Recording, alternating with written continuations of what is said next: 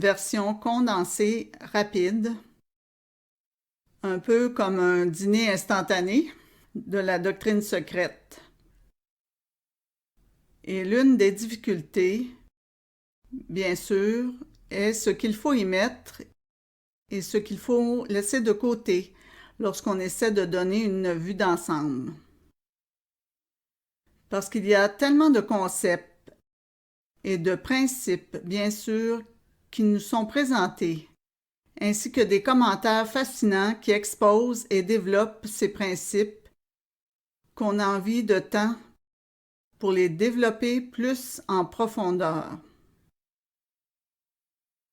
Et certains d'entre vous savent que nous l'avons fait ici à l'école de Crotona. Au cours d'un certain nombre d'années, nous sommes allés beaucoup plus profondément. Hier, j'ai tenté de suggérer qu'il y a certains thèmes fondamentaux dans l'examen du processus cosmogonique du point de vue mythologique, c'est-à-dire que le mythe nous donne une clé pour certains motifs fondamentaux. Des motifs archétypaux, si l'on veut, que l'on retrouve dans tous les grands mythes, et cela d'ailleurs, dans une large mesure, se retrouve dans l'ensemble du processus tel qu'il est esquissé dans le volume 1, traitant de la cosmogénèse. Je voudrais juste compléter un peu cela en disant que, comme vous le savez, nous avons trouvé une grande difficulté à distinguer ce qu'on appelle le motif du processus miroir et le motif du processus de réflexion. Et il m'est venu à l'esprit, en pensant après à ceci, qu'il y a peut-être deux meilleures terminologies. On continue toujours d'affiner la terminologie. Bien que j'ai pris ces termes particuliers, encore une fois, d'un étudiant en mythologie dans la tradition jungienne, Dr. Marie-Louise von Franz, qui a donné une analyse des mythes de la création. Donc, j'ai utilisé les termes qu'elle avait utilisés, mais il serait peut-être encore mieux d'utiliser les termes que HPB utilise en répondant à une question dans les transactions de la loge Blavatsky. Dans les écrits des transactions de la loge Blavatsky. Je ne suis pas sûre de pouvoir trouver la référence exacte tout de suite, ce qui est toujours le cas, qu'on sache où est la référence, et puis elle disparaît de la page quand on la cherche. C'est l'une des choses étonnantes concernant, vous savez, ce qui arrive aux mots. Ils disparaissent absolument de la page imprimée et réapparaissent comme par magie quand on ne les cherche pas. Mais en général, je sais ce que je veux dire, et c'est peut-être, les meilleurs mots seraient-ils d'abord de cet inconnu, qui est le premier des grands concepts, de cet absolu qui est inconnu. C'est un inconnu, c'est une réalité universelle sous-jacente à tout. De là, il y a une projection, et plutôt que le principe du miroir, une projection. Alors, de là naît l'émanation, et la réflexion est en ce sens le principe d'émanation. HPB est très clair là-dessus dans la doctrine secrète, en ce sens qu'il y a peut-être deux uns. L'un sur le plan de l'inconnaissable, et c'est la seule façon dont elle pouvait l'exprimer, qui ne fait rien. Mais par sa nature propre, le seul mot qui peut être utilisé est projet, et il est peut-être proche de ce principe dont parle la Bhagavad Gita. Avec une partie de moi-même, je pénètre l'univers et je persiste. Rien en d'autres termes n'est arrivé à cet un originel. Cependant, à partir de ce second un, de cette projection, il y a alors une émanation, et le processus d'émanation est le processus de réflexion. Enfin, c'est dans les transactions de la Blavatsky Lodge. Il a disparu de la page, cependant vous pouvez le trouver. Il peut réapparaître si vous l'examinez. Mais il me vient à l'esprit que ce sont peut-être les deux meilleurs mots à utiliser, projection et émanation, et je pense que cela peut clarifier dans une certaine mesure les principes du miroir et de la réflexion. Eh bien, ce matin, je veux passer au tome 2 et voir si dans le temps dont nous disposons ce matin, nous pouvons découvrir ce qui est abordé dans l'anthropogenèse dans le tome 2. Maintenant, à nouveau, je l'ai appelé le mythe. Le mythe, je dois le mettre au tableau. Les origines et le développement de l'homme. Si nous pouvons commencer à le voir, pas tant dans son historicité, dans sa factualité, ce mot qui me fascine, que le docteur Herbert Gunter utilise dans son livre La matrice du mystère, qui est pour moi un très beau livre qui expose l'un des grands textes tibétains, qui se rapproche de très près de la doctrine secrète, indiquant encore une fois que cette philosophie ésotérique trans-himalayenne, est en effet enracinée dans cette source particulière. Donc, encore une fois, sans trop faire référence à l'historicité ou à la factualité des énoncés, en fait, se référer à des modèles archétypaux, et donc à regarder ce modèle, est l'une des doctrines profondes de la philosophie ésotérique sur laquelle on insiste beaucoup, est que l'homme, et nous viendrons à ce qu'est l'homme est le dépositaire de tous les éléments de l'univers. Pour notre système, maintenant, je dois toujours ajouter cela, car il y a d'autres systèmes et d'autres cycles évolutifs, d'autres, ce qu'on appelle les Manvantara, de grandes périodes de systèmes de monde, mais pour notre système particulier, l'homme est le point central. Il est le dépositaire de tous les éléments de l'univers, et je pense que ce concept n'est pas pleinement apprécié, bien sûr par la pensée contemporaine, en particulier la science contemporaine, bien qu'en psychologie, il commence à être réalisé et reconnu d'une manière tout à fait unique. Toute chose réside dans l'homme. Il est le modèle de tout ce qui est, le microcosme du macrocosme. Et encore, cela est dit dans la doctrine secrète que l'homme est le microcosme du macrocosme. Il est la mesure de toute chose. C'est bien sûr le concept grec, particulièrement Anaxagore, désolé de revenir là-dessus, mais il était dans la philosophie grecque, même chez Platon, la mesure de toute chose. Et maintenant, cela ne veut pas dire, et il faut être très prudent, cela ne veut pas dire qu'en chacun de nous, en tant qu'individu, nous avons nécessairement tout développé. Bien évidemment, vous savez, et c'est pourquoi, dans beaucoup de mythes de la création même, l'homme est une sorte de créature à moitié finie, et nous pouvons donc même parler de nous-mêmes comme à moitié finis, si vous voulez, pour utiliser un terme moderne.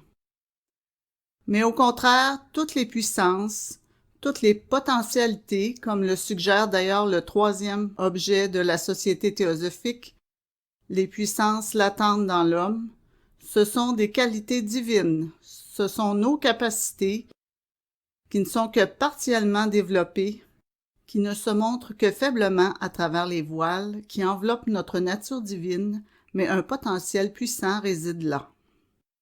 Et de plus, la philosophie ésotérique enseigne que l'homme porte aussi en lui l'histoire de tous les types inférieurs, de tous les types moins développés, c'est-à-dire que nous sommes le dépositaire de tout ce qui a été, ainsi que le dépositaire de tout ce qui sera encore. Ainsi, nous avons été L'homme est, a été et sera le premier de la hiérarchie des entités en évolution sur notre Terre. Il est l'entrepôt, le dépositaire de tous les types futurs ainsi que de toutes les formes passées. Et il rejette, c'est l'un des concepts subtils que nous trouvons, l'homme se débarrasse de ces types au fur et à mesure qu'il évolue à travers les âges. Et chacun devient à son tour une nouvelle souche, pour ainsi dire, suivant par la suite sa propre ligne de développement évolutif.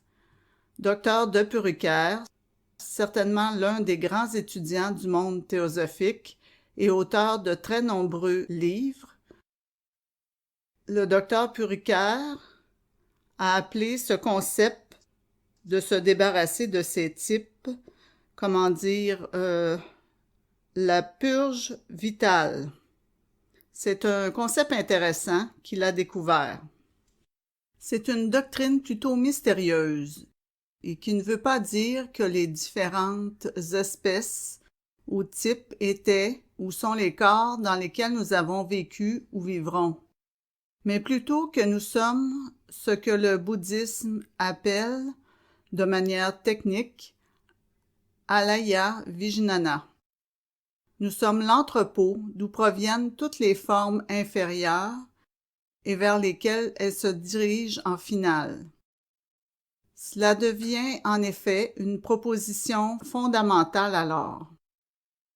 Il est très clairement énoncé dans la proposition fondamentale de l'anthropogénèse que pour notre cycle particulier, l'homme est venu en premier, précédant toutes les formes de mammifères. Ceci, bien sûr, est vraiment choquant pour la science contemporaine. Bien que moins choquant aujourd'hui qu'il ne l'était il y a 100 ans, en raison de certaines avancées dans toutes ces sciences que sont l'anthropologie, de la paléoanthropologie et des sciences similaires. Un écrivain, par exemple, qui est paléoanthropologue, Matt Cartmill, a vraiment mis tout cela en évidence du point de vue de sa valeur pour nous dans un article du magazine Natural History il y a quelques années à peine. Un article très intéressant qui s'intitule « 4 bonnes jambes, 2 mauvaises jambes. Notre place, s'il en est, dans l'univers ». Il l'a exprimé ainsi. Ce que nous pensons de notre place dans l'univers affecte ce que nous sommes prêts à croire sur les origines humaines. Comment nous sommes arrivés ici ne nous dit peut-être rien sur ce que nous sommes, mais cela a beaucoup à voir avec ce que nous pensons de nous-mêmes et de notre place dans l'univers. C'est une déclaration très intéressante. Donc, ce dont nous parlons dans un concept, dans son aspect métaphysique le plus profond, c'est vraiment le fait qu'il y a un modèle d'homme et donc, dans notre cycle particulier, c'est ce modèle, cet archétype, qui devient l'archétype pour tout le système. Et ce modèle d'homme a été appelé l'homme céleste ou le paradigme divin. Dans la doctrine secrète, dans le volume 1, page 106, nous avons alors une déclaration de ce que la doctrine enseigne. Cela nous donne l'indice qu'il s'agit d'un principe fondamental. La doctrine enseigne que pour devenir un Dieu pleinement conscient, oui, même le plus élevé, les intelligences spirituelles primordiales doivent passer par le stade humain. Et quand nous disons « humain », cela ne s'applique pas seulement à notre humanité terrestre, mais aux mortels qui habitent n'importe quel monde. La définit-elle maintenant. C'est-à-dire, dit-elle, à ces intelligences qui ont atteint l'équilibre approprié entre la matière et l'esprit, comme nous l'avons maintenant, depuis que le point médian de la 4e racine de la 4e ronde a été dépassé. Maintenant, immédiatement, vous me direz, si vous n'êtes pas familier avec l'ensemble de l'enseignement, qu'est-ce que la quatrième ronde? Quelle est la quatrième race racine? Encore une fois, parce que nous faisons un aperçu, ce sont des sujets qui sont abordés de manière beaucoup plus approfondie avec cet enseignement de la doctrine secrète. Mais le fait est, et elle le souligne alors, chaque entité doit avoir gagné pour elle-même le droit de devenir divin par l'expérience de soi. Et ce point que j'ai déjà souligné, la doctrine pivot de la philosophie ésotérique, selon laquelle nous devons gagner notre immortalité, ce n'est pas quelque chose qui est en quelque sorte assuré. Elle est assurée dans un sens, mais nous devons la rendre consciente par l'expérience de soi. Ainsi, elle parle, HPB dans le tome 1, page 107 et la page qui suit, elle parle de ce sujet comme étant tellement mystique et donc le plus difficile à expliquer dans tous ses détails et ses portées. Or, s'il était difficile d'expliquer dans ces 2 volumes, toutes ces pages, combien il est plus difficile d'essayer de le condenser dans un bref aperçu. Mais cela, nous devons le faire, car, comme elle le dit, cet archétype est bien le paradigme de la création, son modèle du cosmos. Elle dit plus loin à la page 183 dans le volume 1, « Chaque forme sur Terre et chaque point dans l'espace s'efforce dans ses efforts vers la formation de soi pour suivre le modèle qui, lui, a été placé dans l'homme céleste. » Donc, il faut regarder un peu ce que veut dire cet archétype, qu'il y a bien un modèle. C'est ce que l'on voit d'ailleurs dans ces grands mythes de la création qui traitent du sacrifice. Le motif que j'évoquais hier du sacrifice. On trouve cela dans la mythologie hindoue des Prajapati, la divinité créatrice Prajapati divisée en 100 parties. On le retrouve dans le mythe égyptien d'Osiris en 14 parties à remonter, à rassembler, c'est-à-dire que les parties sont partout dans l'univers et c'est Isis qui représente bien sûr la nature, le principe mère qui unifie, qui doit les découvrir. Nous l'avons dans le mythe grec de Dionysos, Dionysos divisé en 14 parties. Presque un meurtre dans la mythologie chinoise, c'est le meurtre de l'homme originel. On l'a dans la mythologie nordique, comme je l'ai mentionné hier, dans le géant Ymir, dont le corps même devient toutes les parties de la terre. Il y a donc cette remarquable doctrine du modèle archétypal, et c'est l'humain, et la clé de cela est, comme elle le dit dans cette citation que je viens de donner, ces intelligences qui ont atteint l'équilibre approprié entre la matière et l'esprit. Maintenant, l'une de nos difficultés, et je pense que cela devient une difficulté à de nombreux endroits, est signalée par Sri Krishna Prem et Sri Madhava Ashish dans le livre auquel j'ai fait référence plus tôt, L'homme, mesure de toutes choses. Ils le disent très très joliment.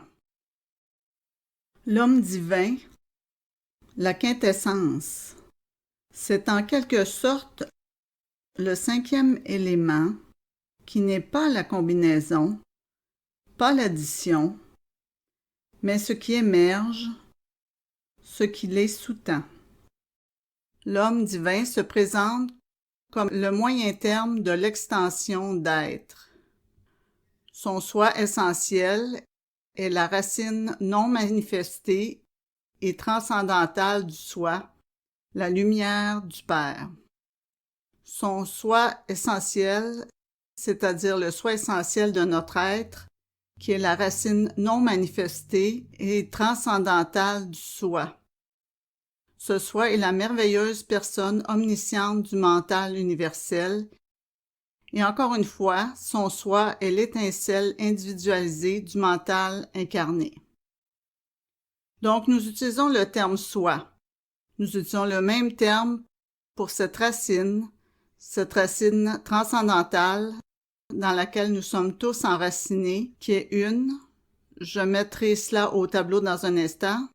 Nous l'utilisons pour la personne omnisciente de l'esprit universel.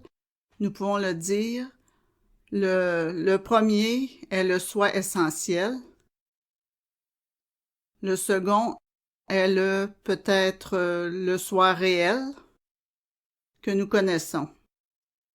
Le troisième, à nouveau son soi factuel, du soi actuel au soi factuel, l'étincelle individualisée du mental incarné, et ainsi disent-ils plus loin, Prem et Ashish, homme, à quelque niveau que nous parlions du soi, ce n'est qu'en nous-mêmes que nous pouvons trouver un point de référence expérimental.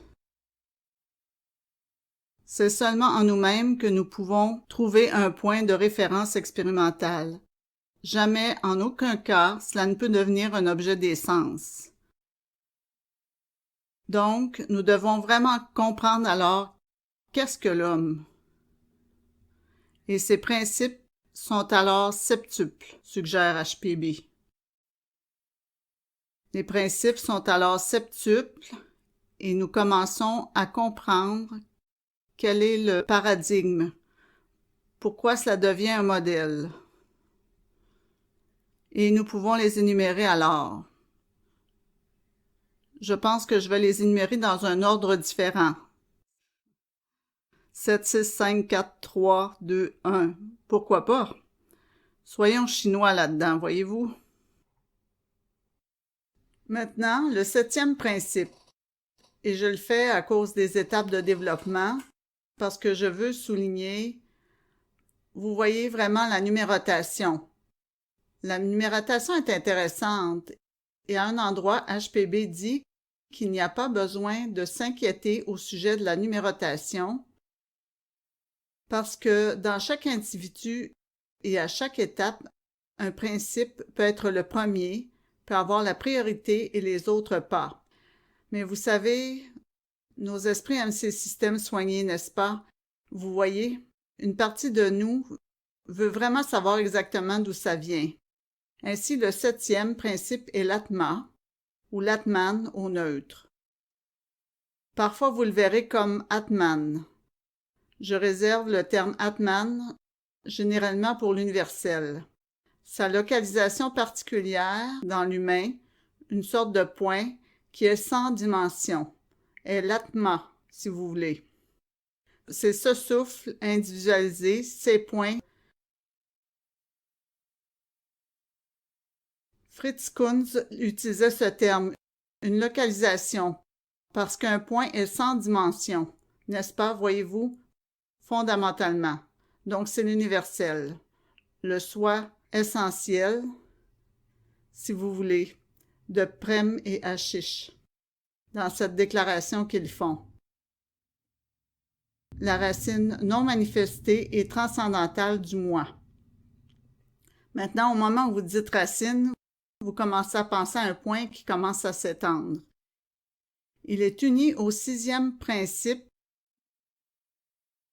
Buddhi, et ceux-ci ensemble, bien sûr, sont la monade. C'est-à-dire que maintenant, nous entrons dans la localisation. Son début vers le devenir individuel, si vous voulez. Et ainsi, Atma Buddhi est connue comme la monade. Elle est toujours activée par Manas. Et cela devient alors le point central à partir duquel cela peut devenir actif dans le domaine de l'existence manifestée à travers Manas. On trouve cela beaucoup, je pourrais dire, dans les lettres des Mahatmas, et je pense que le terme est utilisé pour Manas que l'Atma Buddhi a activé. Virginia peut me dire si j'ai raison. Virginia dit « Oui, c'est expliqué très clairement. Très clairement, n'est-ce pas dans les lettres du Mahatma? N'est-ce pas le terme activé par Manas? » Je pense que c'est le terme qui est utilisé. Et voici donc le point crucial de l'étape humaine, l'équilibre approprié. Manas, souvent en quelque sorte divisé, c'est-à-dire qu'il a une double caractéristique, il est polarisé. Je suis très opposée, pourrais-je dire, aux travaux qui disent il y a un mental inférieur et un mental supérieur, parce qu'il n'y a en réalité qu'un seul mental. Il n'y a que Manas. Il est un en tant que principe. Dans son fonctionnement, il est double. Alors, il faut distinguer le principe du fonctionnement du principe. Bien sûr, distinguer cela, car dans son mode opératoire, son mode de fonctionnement, il opère de deux façons. Et donc, il y a cet aspect de Manas qui se déplace vers l'extérieur dans Kama. Et j'utilise maintenant les termes sanscrits. Il y a un certain avantage à utiliser les termes sanscrits comme l'a fait HPB. Il y a moins de sentiments affectifs pour eux que beaucoup de nos mots anglais. N'est-ce pas? Vous savez, on réagit parce que quand les mots nous deviennent très familiers, ils prennent de plus en plus de connotations, des connotations émotionnelles, et on leur résiste, vous voyez? Mais quand on utilise le sanskrit, on se rapproche de l'éveil de cette autre faculté dont j'ai parlé lors de notre première matinée ensemble. Ainsi, tiré par Kama, qui l'entraîne dans un domaine d'action, qui entraîne le mental dans une activité. Kama a souvent été traduit par désir. Puis nous nous retrouvons dans toutes sortes de problèmes lorsque nous le traduisons simplement par désir. Eh bien, devrions-nous avoir du désir? Devrions-nous désirer ceci? Devrions-nous désirer cela? Eh bien, que nous le devions ou non, nous le faisons. Vous savez, soyons honnêtes à ce sujet. Vous ne désirez peut-être pas ce gâteau au chocolat, mais voilà un morceau de gâteau au chocolat qui est devant vous. Peut-être déciderez-vous qu'il serait plutôt idiot de ne pas en manger. Enfin, de toutes les façons. Donc, il est attiré vers l'extérieur à travers Kama, puis il a sa propre énergie, et plus tard, je pourrais dire, cela a été omis, je ne vais pas entrer dans cela, mais utilisez-le ici, il a sa propre force vitale, sa propre vitalité, donc parce qu'il y a un principe. En fait, nous ne devons pas voir cela dans une sorte de formation statique en forme d'échelle. Ils s'interpénètrent tous. Ils sont tous présents en nous, ici même, absolument présents. Ils s'interpénètrent tous. Ensuite, cela commence à prendre une sorte de... Cela suit un modèle, une sorte de structure, une structure intérieure, si vous voulez. Un modèle qui est connu dans la littérature technique sous le nom de Linga Sharira. C'est le véhicule modèle. Le corps modèle, c'est le véhicule subtil. Appelé plus tard, dans une partie de la littérature, l'éthérique, mais c'est ce véhicule modèle qui prend alors une forme absolue dans la stula, ou grossière Sharira. Le véhicule brut, ou lourd, ou dense, ceux-ci deviennent alors les principes. Ils peuvent être donnés de diverses manières. Vous vous souviendrez peut-être que c'était sur cette question particulière, ceux d'entre vous qui sont déjà familiers avec la doctrine secrète, c'était sur cette question particulière, sur cette classification particulière, qu'en effet, Subaru a soulevé une certaine objection en tant que Védantin. Naturellement, il était préoccupé par la classification védantique ou ancienne, c'est-à-dire qu'il n'y a qu'un seul principe qui est l'Atman, qui opère dans une variété de champs, des champs quadruples, voyez-vous, ou upadis. C'est ce qui nourrit ce principe essentiel. Et donc, on a ces véhicules, ces gaines, pas vraiment des véhicules, parce que dans un sens encore, vous voyez, corps, dans une partie de la littérature, ils utilisent le terme les corps, qui, encore une fois, est un mot que je n'aime pas. Cela indique une sorte de stabilité, et pourtant, il n'y a pas de stabilité, pas même dans notre corps physique, comme nous le savons.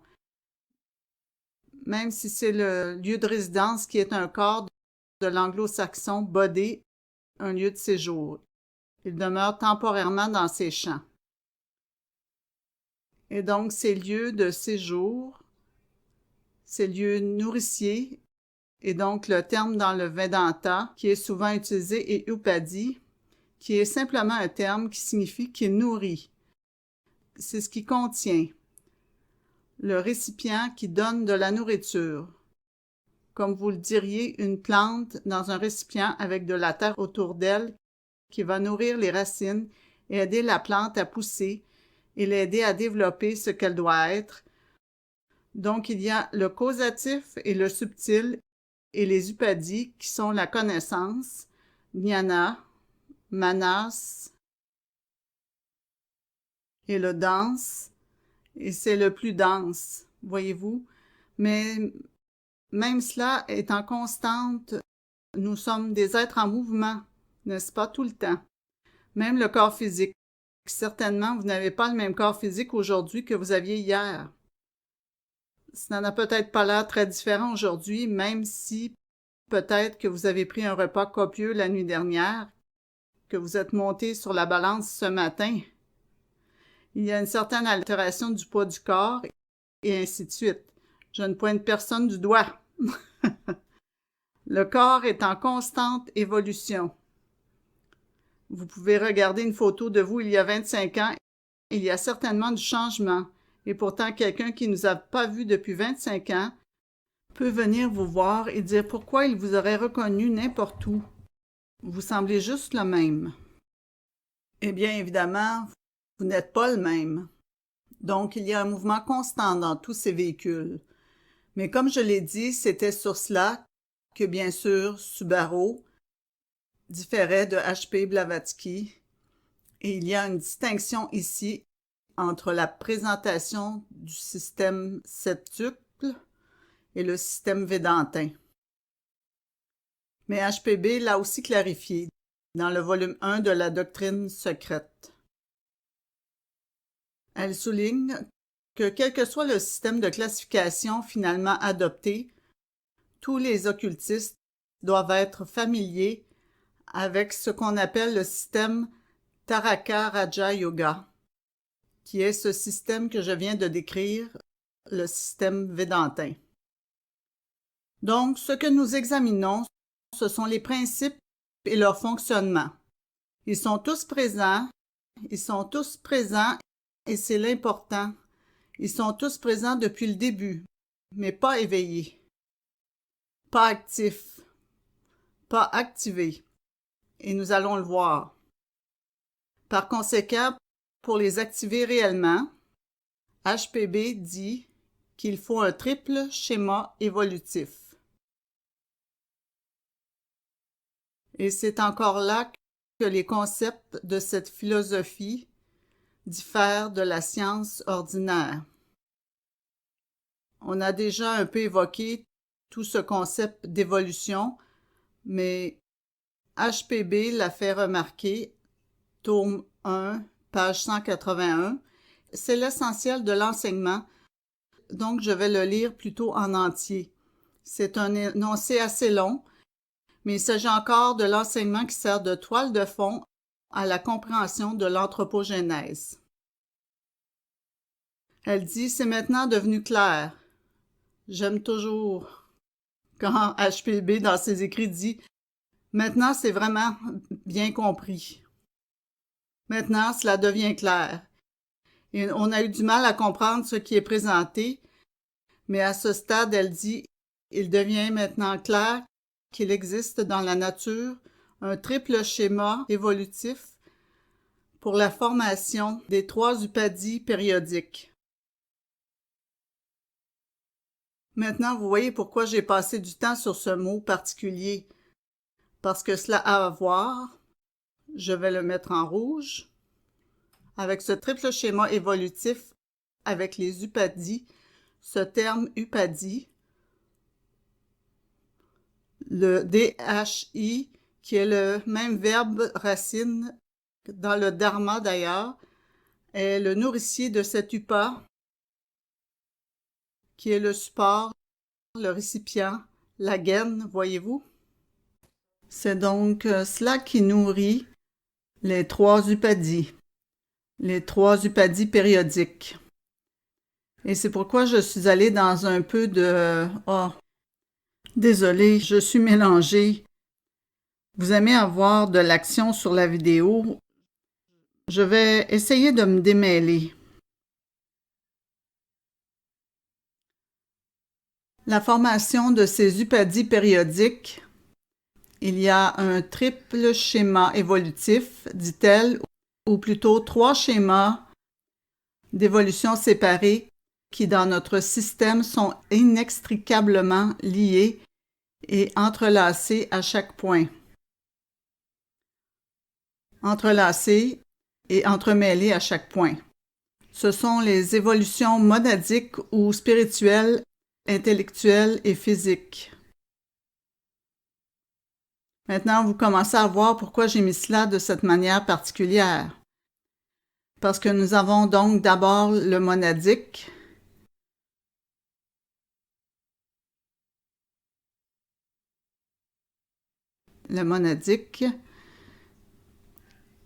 et vous voyez pourquoi j'utilise ce terme ici pour vous aider. L'intellectuel,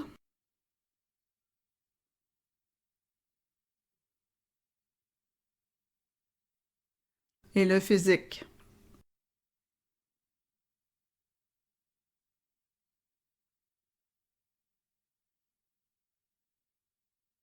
Donc, il y en a 3. Mais vous commencez à voir maintenant pourquoi ces principes sont alors sous cette forme et alors le schéma évolutif, un triple schéma évolutif entrelacé et mélangé à chaque point pour nous dans notre schéma particulier. Ces 3, dit-elle, sont les aspects finis ou les réflexions sur le champ de l'illusion cosmique d'Atma. Le 7e, la réalité unique. C'est pourquoi j'ai d'abord parcouru les principes et ensuite il y a un enseignement unique, le triple schéma évolutif. Puis elle le développe. La monade, comme son nom l'indique, s'occupe de la croissance et du développement des phases d'activité encore plus élevées de la monade, en conjonction avec l'intellect, représenté par les manas dhyani, les devas solaires, le fournisseur d'intelligence et de conscience à l'homme. Et 3, le physique, représenté par les shayas, des pitris lunaires. Ne vous inquiétez pas si vous ne comprenez pas tous ces termes, car ce n'est pas essentiel pour le moment. Autour de qui la nature a concrétisé le corps physique actuel. Et je suis sûre que si vous aviez eu un véhicule aussi gros que HPB, ses nombreuses maladies, le corps physique avec ses nombreuses maladies et ainsi de suite, vous auriez utilisé le mot concret aussi, car elle devait sembler comme si, à partir de cet esprit flamboyant en elle, ce feu flamboyant d'une beauté magnifique et d'une vérité, et ainsi de suite, que le corps physique était en effet attaché avec du béton. Je suis sûre que c'est une des raisons d'utiliser le terme. Ce corps, dit-elle, sert de véhicule pour la croissance, pour employer un mot trompeur, et les transformations à travers Manas et en raison de l'accumulation d'expériences du fini en l'infini, du transitoire dans l'éternel et l'absolu. C'est une déclaration qui mérite vraiment beaucoup de réflexion et d'étude. Et beaucoup de choses sont contenues dans cette petite, simple déclaration du triple schéma évolutif. Mais maintenant, vous commencez à comprendre pourquoi j'ai dit que Manas est le tournant. Vous voyez? Manas est définitivement le tournant de tout le cycle évolutif et par conséquent, c'est ce point central qui marque ce qu'est l'homme. Il y a un grand mystère là-dedans et je pense que c'est encore une fois une étude merveilleuse. Comme elle le dit, l'intellectuel représenté par ceux qui sont les fournisseurs d'intelligence et de conscience à l'homme. Ceux-ci sont connus sous de nombreux noms dans la doctrine secrète. La venue de ces grands fils du mental, ces grands seigneurs de la compréhension, si vous voulez, qui éveillent le principe manasique dans l'humanité naissante. Mais la croissance commence de bas en haut, comme nous le verrons après notre pause. Mais je voulais suggérer que, sachant quels sont ces principes, les 7 principes, on commence à les voir en termes de ce triple schéma évolutif. Permettez-moi juste peut-être d'indiquer ceci. Donc, le monadique est le haut, la croissance de la monade, l'Atma Buddhi, avec cette portion de Manas qui est capable de stimuler la croissance, l'intellectuel, les principes manasiques et kamiques et le physique. Je laisse de côté Prana pour le moment, car il imprègne tout le niveau physique à travers la Linga Sharira et Stula Sharira, et cela est entrelacé et mélangé. Mais le physique est bien nécessaire, car l'incarnation qu'il produit rend possible la croissance.